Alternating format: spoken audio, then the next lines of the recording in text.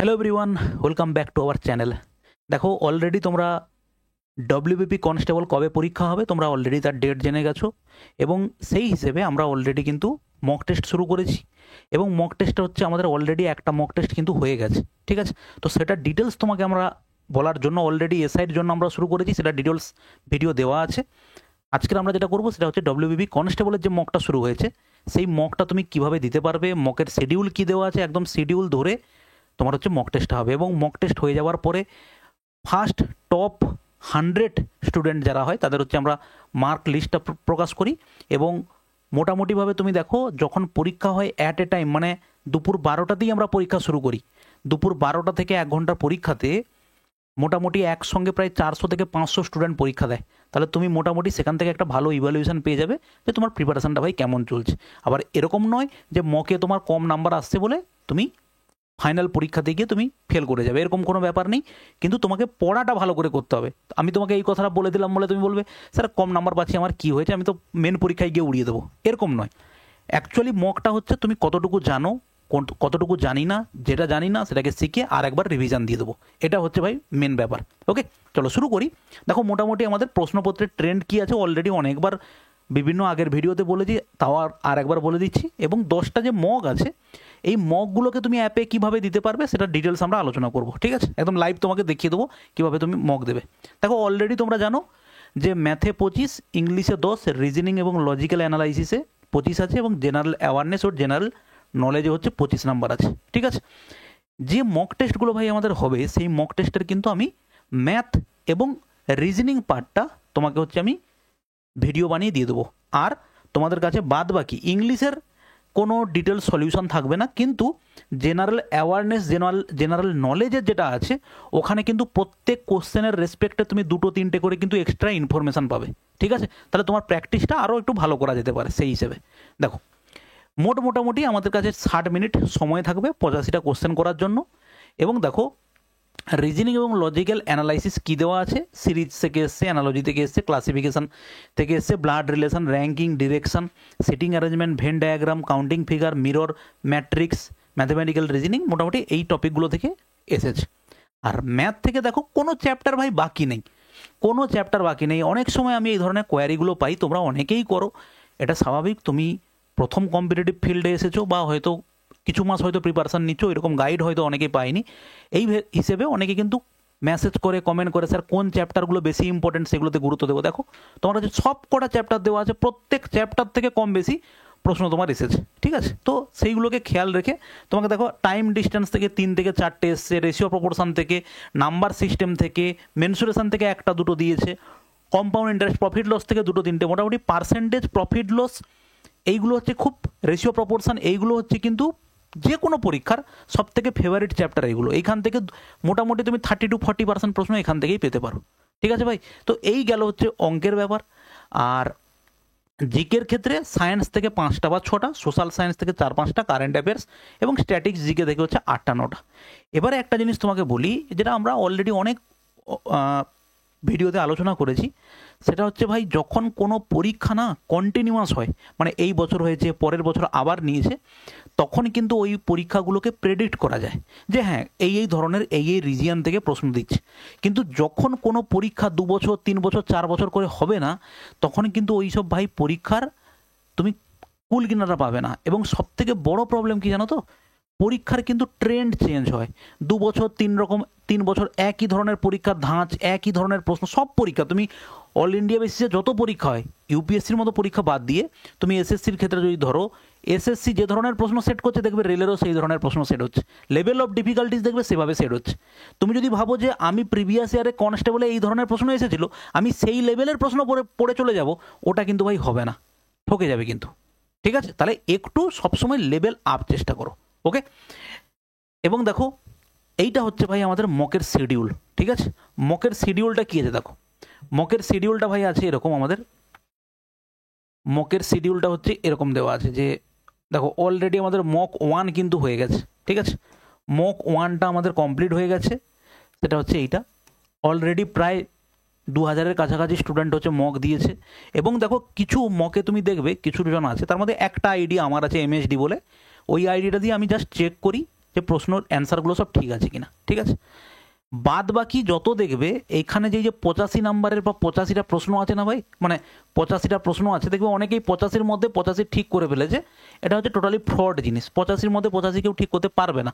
আর যদি করে কিভাবে করে বলো তো, প্রথমে পরীক্ষা দিয়ে নেয়, প্রথমে পরীক্ষা দেওয়ার পরে কি করে অন্য একটা আবার আইডি দিয়ে এখানকার অ্যান্সারগুলো ওখানে দেখে দেখে বসিয়ে দেয়, অনেকে এরকম করে, ঠিক আছে।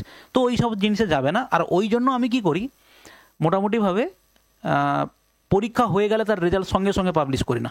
পরীক্ষা কি করি, 2 ঘন্টা 3 ঘন্টা পরে রেজাল্ট পাবলিশ করি। অলরেডি তখন আমি তো ইন্টারনালি রেজাল্ট বের করে নিই। অতএব সেক্ষেত্রে জায়গা থাকে না যে কেউ হচ্ছে সরাসরি ওই একবার পরীক্ষা দিয়ে সেখান থেকে অ্যান্সার কি নিয়ে অন্য একটা আইডি খুলে সেখানে দিয়ে 85-র মধ্যে 85 পেয়ে যাবে। এটা করে যে কী লাভ পাই আমি জানি না, এগুলো কাকে দেখাবে বা এইগুলো নিয়ে হয়তো ফাইনাল কথা যখন পাকাপাকি হবে বিয়ের জন্য সেইগুলো দেখাতে যাবে আমি উমুক স্যারের মকে হচ্ছে আমি এতর মধ্যে এত পেতাম, অতএব আমার মধ্যে কিছু নিশ্চয়ই কোয়ালিটি আছে। তো এই ধরনের জিনিস করে কোনো লাভ নেই ভাই। পড়াশুনো করো, 85 প্রশ্নের মধ্যে তুমি জেনুইনলি 50টা ঠিক করো নিজে, দেখবে তুমি অটোমেটিক্যালি স্যাটিসফাই হবে। 50টা ঠিক করলাম স্যার, এভালুয়েট করলাম, বই পড়লাম, এমসিকিউ প্র্যাকটিস করলাম, তারপরে আবার যখন মক দিতে আসছি ওই 50 থেকে বেরিয়ে আমার হয়ে গেল 55, তারপরে দিলাম, তারপরে একটা 75, তারপরে মক দিলাম, তারপরে দেখলাম হচ্ছে আবার 45 পেয়েছি। এইভাবে যদি আপ ডাউন হয় তুমি জানবে যে তোমার পড়াশোনা একদম ঠিক ট্র্যাকে ভাই আছে। তুমি যদি ভাবো একদম লো লেভেলে 40 স্কোর হচ্ছে না, তাহলে তুমি খুব খারাপ অবস্থায় আছো।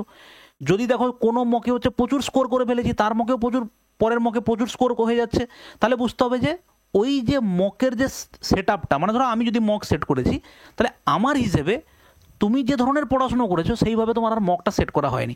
অতএব আমার মতে তুমি ওরকম যদি সেম লেভেলের মক পাও, 10টা 5টা 6টা বেশি দেওয়া দরকার নেই। তার থেকে যদি বেটার কোনো মক ভালো পাও, যে আমি চ্যালেঞ্জ করে করে মক দিচ্ছি, এই মক দিচ্ছি দেখছি হ্যাঁ প্রশ্ন এখানে স্ট্যান্ডার্ড আছে, অলরেডি ভাই যে জিনিস সোজা জিনিস আর যেগুলো তুমি জানো তো সেগুলো তুমি জানোই, তো নতুনত্ব তো শেখার কিছু নেই। কিন্তু যেগুলো জানো না, কঠিন মক দাও, কঠিন মক দিলে সেখানে দেখবে যে না আমি এটা পারলাম না, তাহলে এই চ্যাপ্টারের মধ্যে থেকে এরকম ধরনের প্রশ্নও হতে পারে, এগুলো তোমার মাথায় খেলবে, তখন তুমি সেটা নিয়ে নেবে, সেটা তুমি প্র্যাকটিস করবে, দেখবে অটোমেটিক্যালি এইভাবে তোমার জ্ঞানটা বাড়বে। এবং প্র্যাকটিস যদি না করো জ্ঞান ফলানোর জায়গা পাবে না। অতএব যতটুকু পড়বে, স্ট্যান্ডার্ড বেশি প্রশ্ন পড়লেও সেটা কিন্তু প্র্যাকটিস অবশ্যই করবে। কোনো একটা মক দিয়ে দিলে সেটাকে মককে আবার রিভিশন করতে হবে কোনো না কোনো সময়, ঠিক আছে ভাই। এইটা হচ্ছে গেল আমাদের, দেখো অলরেডি 1 নম্বর হয়ে গেছে। মক 2 হচ্ছে দেখো 24/9 আছে, এই করে আমরা 28/11, তো সম্ভবত তোমাদের 30/11-তে পরীক্ষা আছে, 28/11 পর্যন্ত পরীক্ষা। এবং আর একটা জিনিস তোমাদেরকে জানিয়ে রাখি, সেটা হচ্ছে আমাদের আগামী মোটামুটি 24 বা 25 তারিখ থেকে, 24 অথবা 25 তারিখ থেকে আমাদের 30টা পেড মক আসছে, সেটার ওরকম ডেট শিডিউল থাকবে। শিডিউল ডেটে তুমি সেখানে পরীক্ষা দিতে পারবে। 30টা মক থাকবে, 30টার হচ্ছে জিকের পোর্শনটা ডিটেলস অ্যানালাইসিস থাকবে, আর ম্যাথ রিজনিংটা আমি হচ্ছে করিয়ে দেবো ওই ডেট অনুযায়ী। যে ডেটে এক্সাম থাকবে ওই ডেটে রাত্রিবেলা হচ্ছে তোমার কাছে সব কিছু আপডেট হয়ে যাবে।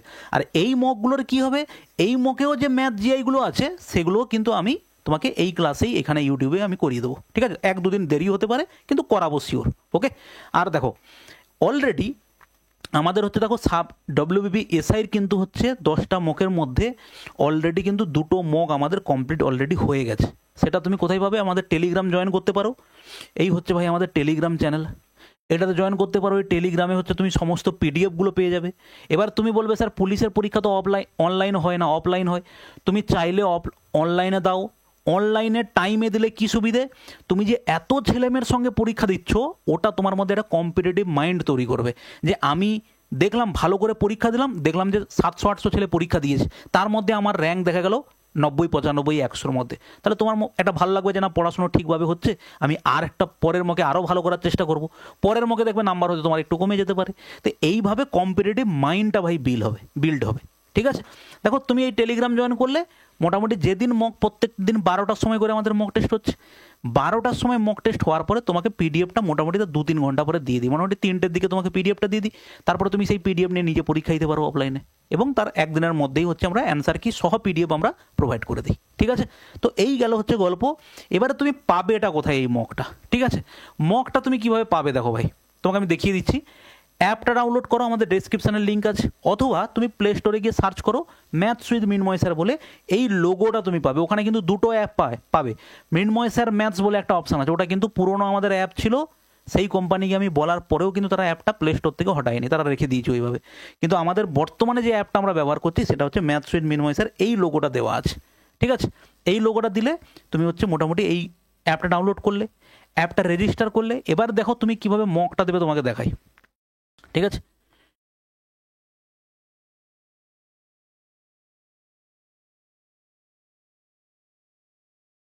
দেখো এটা হচ্ছে তোমার ফোনের ইন্টারফেস, ঠিক আছে। ফোনের ইন্টারফেস মানে এইটা, তুমি ধরো এটা ডাউনলোড করলে, অ্যাপটা ডাউনলোড করলে, ডাউনলোড করার পরে তুমি হচ্ছে অ্যাপটাকে খুললে, ঠিক আছে। এই হচ্ছে আমাদের অ্যাপটা খুললো, অ্যাপটা ওপেন হলো।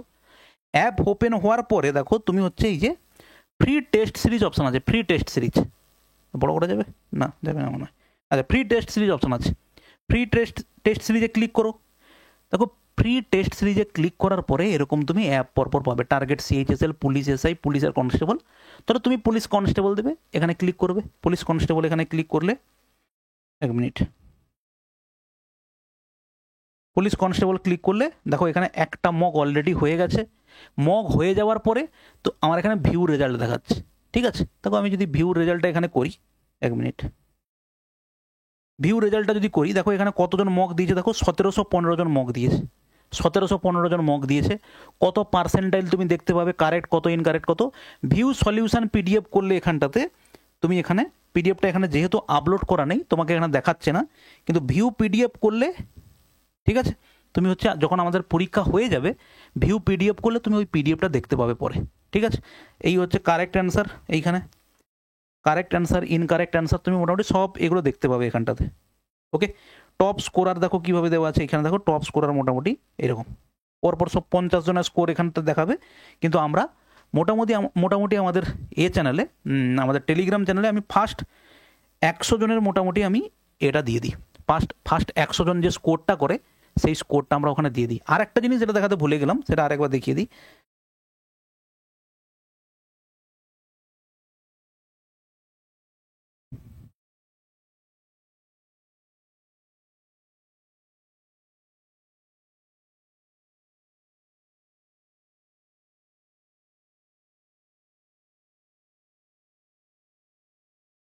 আর একটা জিনিস হচ্ছে ভাই, যে পেড মকটা তুমি পাবে না, পেড মকটা যখন তুমি পাবে সেটা তুমি পাবে হচ্ছে এই জায়গাতে, কোথায়,